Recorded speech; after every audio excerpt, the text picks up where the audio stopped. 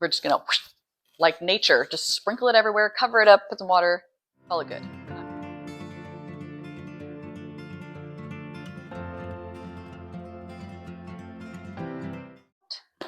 As you can see, I am getting ready for gardening.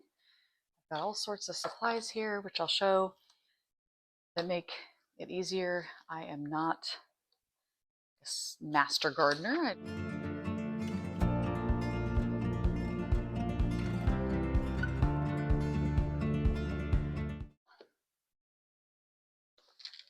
These are actually CD cases. I found them to be the most handy for the way that I like to store things. I have one for flowers and herbs, one for vegetables. This one's obviously bigger. The seeds tend to be bigger.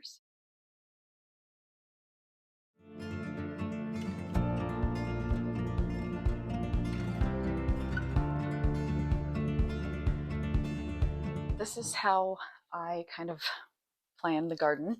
I do have a little kind of diagram that I made for my raised beds so that I can keep an eye each year to not plant the same thing in the same bed too many years in a row. So I have my plan for the summer ones. I had a plan for spring. We didn't do that.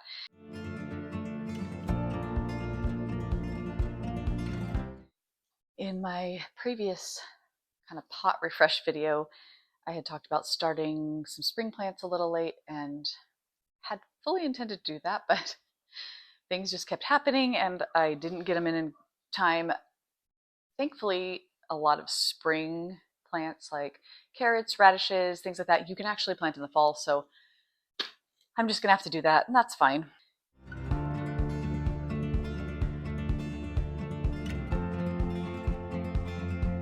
Another thing that I did to make it easier on myself was a few years ago, figured out our frost date. I made myself a little chart of, on the back of the seeds, it'll say days to germination and days to bloom. So if our frost date is May 3rd, let's say, and this says 10 to 14 days, then I go on my little chart and figure out how many days before that I need to plant it so that it doesn't freeze. You don't want to waste a bunch of time putting things out way too early either.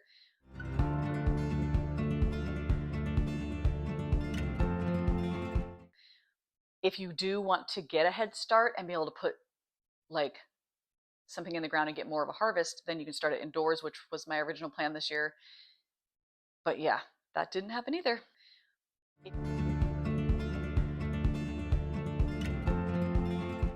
You might notice this, just an example of real life. I had intentions of getting out, getting my vegetables in, all these things, injured my finger. I'm right-handed. It's in the middle. I can't really grip things. But I decided that it was a good idea to show kind of how casually you can be about how you garden and still end up with stuff. You'll be able to see in the video, there's some weeds in the bed. I do try sometimes to kill the weeds, especially grass, but I don't actually spend a lot of time. I just ignore the weeds and plant the dang seeds, because if you get hung up on perfection, you're just never going to do it. It's going to be overwhelming or you're going to be too busy.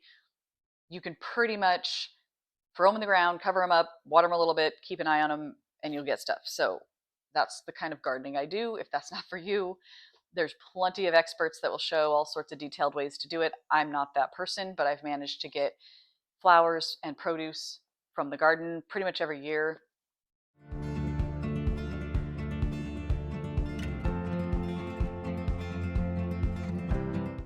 And I've gotten enough to actually even save some in various ways, which if you're interested in that, let me know in the comments and I can kind of go into that.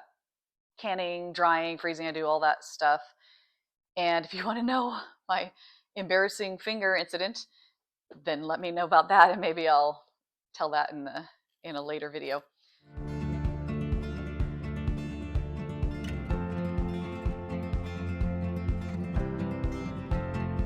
We've planted different things over the years. Last year we did an experiment with tomatillos and didn't realize how many we would end up with. We did not use them like I would have wanted. We also planted habaneros, but I don't love super spicy, so we made some habanero jelly.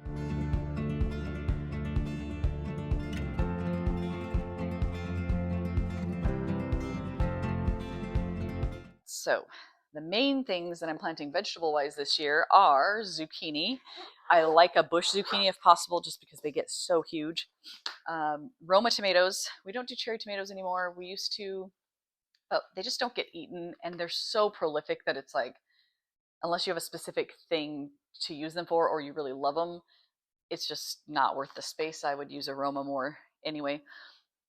And then peppers this year, I'm so excited. My husband bought me a poblano, which I'm so pumped because I love chile relleno. I love things like with green chilies in them, and a couple other recipes. I've never grown one before, so I'm hoping we have good luck. We had pretty good luck with our peppers last year.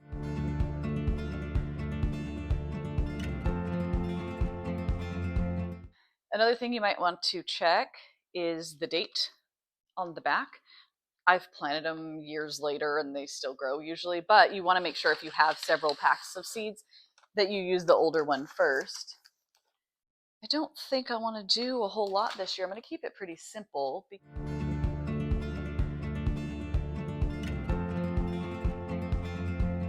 Life keeps lifing, and I don't want to end up with a guilt garden full of stuff that I just can't manage. So Romas, usually you don't have to plant that many, and I probably will have volunteers come up in one of the other beds.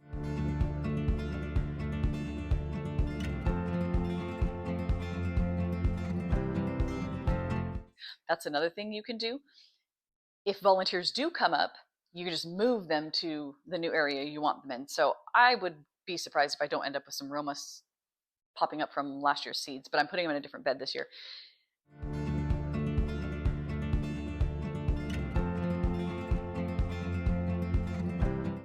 You do not have to have a giant garden space. You don't have to have raised beds. You'll see that I do have them, but I mean, in college, I grew a tomato in a pot, grow them in a bucket. You could put them just straight into the ground. Grow.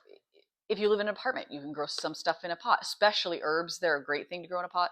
But even like cherry tomatoes and some of the other little things, you can grow pretty much anything.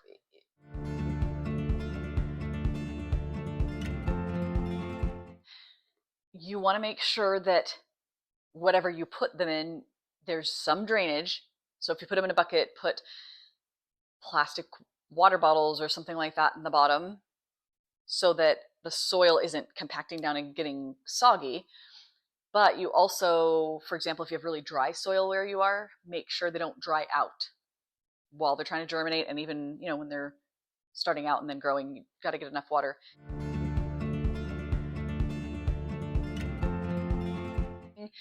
Just pay attention where the sun is. You know, they need to have a certain amount of sun. Most good seed packets will say full sun, which usually is like as close to 8 hours of sun as you can get. I've grown them in less and they do okay, but they're never going to be as good as getting a lot of sun.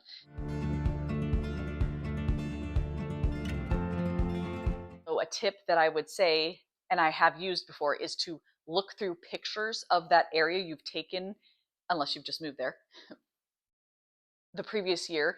Because if you think it's sunny now, depending on the angle of the sun, it may not be sunny all summer, which is when you need it for the vegetables or flowers or whatever. So if you have lived there a little while but just haven't planted in a specific spot, check your past pictures and see, oh, in the summer it does look like it gets a lot of sun there, because you can't always tell. There's a couple spots at the house I'm at that I thought would be plenty sunny in the summer, because in the spring when I was getting ready to plant, it looked sunny. But just because of the angle, the way the sun hit the house, they just didn't have quite enough sun midsummer.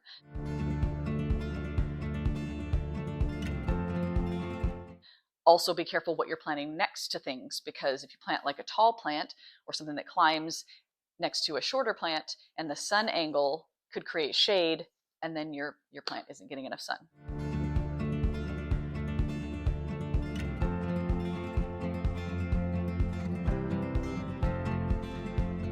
I've got my zucchini, Roma, poblano. I just need my cucumber. I think I we'll try planting a seed of this one. Oh no, where is it? I bought a seed packet. Oh, there it is. Of this specific brand, because my son had brought the actual plant, had got it for me for Mother's Day, and I loved it. And it was like a 6-pack. I don't need 6 cucumbers, so I gave some to my mom. She loved it, so I bought the seed version. But if they have the plant again, we'll see. Like if these do fine, then I'll just do it from seed. But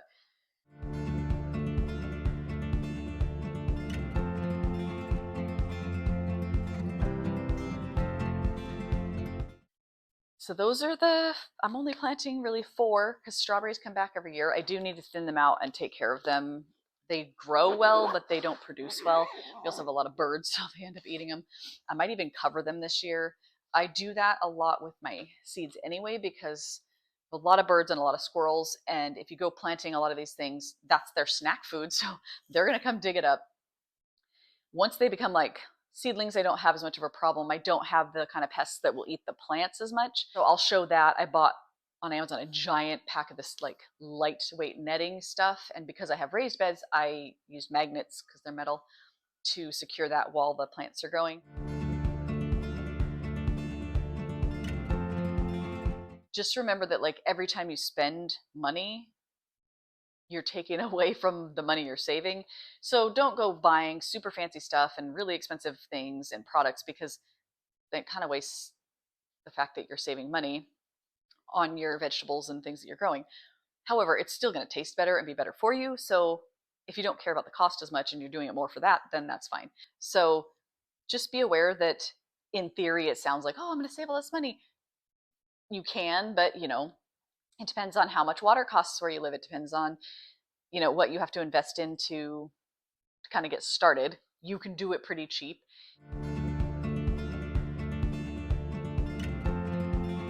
If you buy a product that is a little pricier, sometimes it's worth it if it's going to last several years, because the investment initially will eventually pay off. I know when all our kids were here, we would go through cucumbers like insane amounts of cucumber. And I think the second year, because we paid for beds, not the ones I have now, I'd already paid off that just by how much I saved on cucumbers only.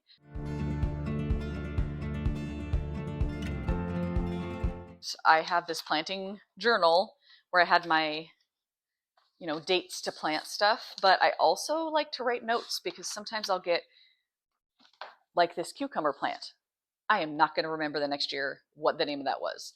And I used to try to save the packets, but then sometimes that just caused problems. So now I just write in my journal, under spring, summer, or whatever category, loved this brand, or don't buy this variety, or just notes like that. Or if I end up with a cool flower somewhere that looks interesting, I write down, because then the next year I'll watch the local garden shops for that kind of flower.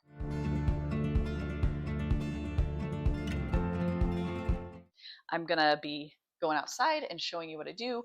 It's gonna be awkward because I don't even know if I can get a glove on this hand, and I don't want to get it dirty. And I also am not real coordinated with my left hand, so we're just gonna, like nature, just sprinkle it everywhere, cover it up, put some water, call it good. We're not gonna stress about it because that's real life. Just gonna do it.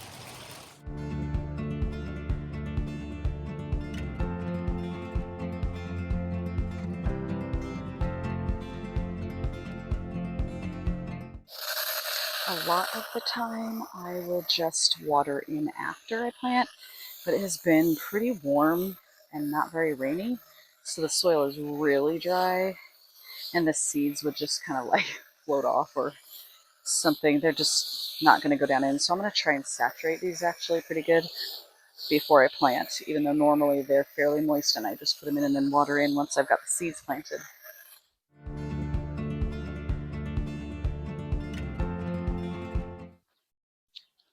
Okay, let's see if we can get this glove on over my splint. Probably not all the way, but that's good enough to protect it, I guess. And yeah, that's not great, but it's a little better.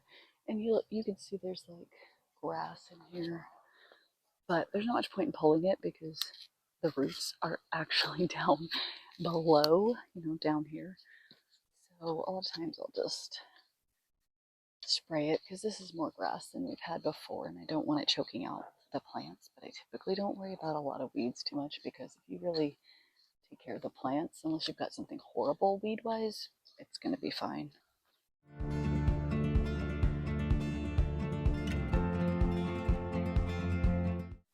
The other thing that's annoying, if I can find it here. Oh, yeah. I don't know if you can see. Squirrels. Dang squirrels. People think they're so cute and fluffy. They're just rats with fluffy tails. They dig up my garden all the time and plants. Bury their peanut shells. The neighbors like to feed them, so now we have like a pestilential amount of squirrels, and they're pretty destructive actually, so I do not enjoy that.